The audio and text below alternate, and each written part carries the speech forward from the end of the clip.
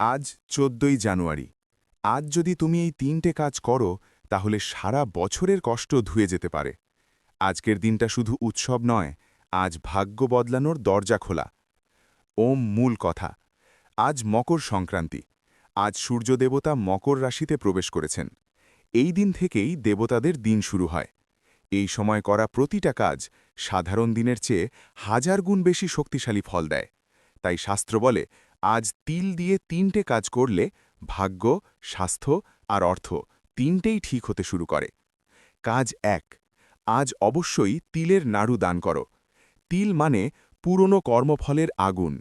আজ তিলের নাড়ু কাউকে দিলে তোমার জীবনের পুরনো পাপ আর বাধা গলতে শুরু করে। যত বেশি দেবে, তত বেশি তোমার আটকে থাকা ভাগ্য খুলবে। কাজ ২। আজ শিবকে তিল দিয়ে অভিষেক করো। শিব হলেন কর্মফলের মালিক। আজ তিল দিয়ে শিবের অভিষেক করলে গ্রহদোষ, দুঃখ, টাকা আটকে থাকা সব ধীরে ধীরে কাটতে শুরু করে। আজ শিব খুব দ্রুত প্রসন্ন হন। আজ ডাকলে তিনি শোনেন। কাজ ৩। আজ রাতে তিলের তেল দিয়ে প্রদীপ জ্বালাও। তিলের তেল মানে অন্ধকার থেকে আলোর পথে যাত্রা। আজ রাতে তিলের তেলের প্রদীপ জ্বালালে তোমার ঘর থেকে নেগেটিভ শক্তি বেরিয়ে যাবে আর সৌভাগ্য ঢুকবে।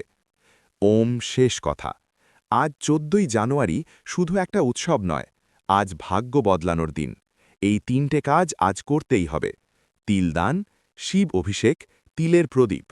কারণ আজ যা করবে সারা বছর তার ফল পাবে। প্রণাম।